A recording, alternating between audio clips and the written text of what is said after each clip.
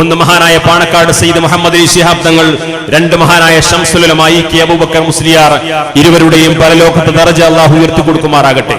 അവർ തുടക്കം കുറിച്ച ആ മൂവ്മെന്റിന് ഇന്ന് സമസ്തയുടെ നേതൃത്വത്തിൽ തന്നെ വീണ്ടും ഇവിടെ തുടക്കം കുറിക്കുന്നു.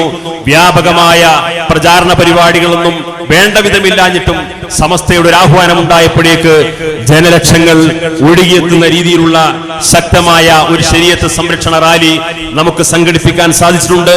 ഇതേ സമസ്ത കേരള ജംഇയ്യത്തുൽ ഉലമാ ഈ സമുദായത്തോട് ആവശ്യപ്പെട്ട് കഴിഞ്ഞാൽ ഈ ശരീഅത്ത് സംരക്ഷണ റാലി നാളെ പാർലമെന്റിലേക്ക് നയിക്കുവാനും ഈ സമുദായം സന്നദ്ധമാണ് എന്ന് സാന്ദർഭികമായി സൂചിപ്പിക്കാൻ ഈ അവസരം ഉപയോഗപ്പെടുത്തുകയാണ്.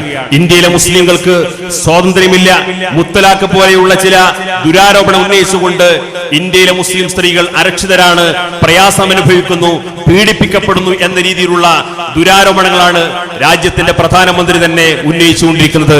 വ്യക്തിപരമായി ആക്ഷേപിക്കുകയല്ല, പക്ഷേ സ്വന്തം ഭാര്യയെ പോലും സംരക്ഷിക്കാൻ കഴിവില്ലാത്ത ഒരു പ്രധാനമന്ത്രി ഇന്ത്യ രാജ്യത്തുണ്ടായിട്ടുണ്ടെങ്കിൽ അത് സാക്ഷാൽ നരേന്ദ്രമോദിയാണെന്ന് വിനയപൂർവ്വം ഓർമ്മപ്പെടുത്താൻ ഈ അപകടകരമായ നീക്കത്തിനെതിരെ എല്ലാ മുസ്ലിം സംഘടനകളും ഒരുമിച്ച് നിന്നുകൊണ്ടുള്ള ശക്തമായ ഒരു നീക്കത്തിന് തുടക്കം കുറിച്ചിരിക്കുന്നു. ഈ സമുദായം സയ്യിദ് ഹൈദർ അലി ശിഹാബ് തങ്ങൾ നടത്തുന്ന അത്തരത്തിലുള്ള നീക്കത്തിന് സർവാത്മന പിന്തുണയുണ്ട് എന്ന് സാന്ദർഭികമായി ഈ സമ്മേളനം തെളിയിക്കുന്നു.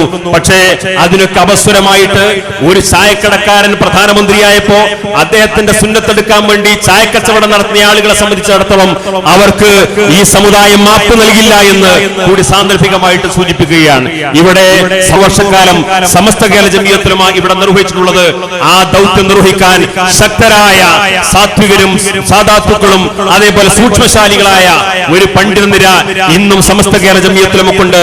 അതുകൊണ്ട് സമസ്തയുടെ ആഹ്വാനങ്ങൾക്കും താക്കീതുകൾക്കും വിധേയമായി ഇൻഷാ അല്ലാഹ് ഈ ശരീഅത്ത് സംരക്ഷണ ക്യാമ്പയിനുകളുമായി നമുക്ക് മുന്നോട്ട് പോകണം. നിങ്ങൾ ഓരോരുത്തരുടെയും ആത്മാർത്ഥമായ സഹായവും സഹകരണവും സാന്ദർഭികമായി അഭ്യർത്ഥിച്ചുകൊണ്ട് ഞാൻ എന്റെ വാക്കുകൾ ഉപസംഹരിക്കുന്നു.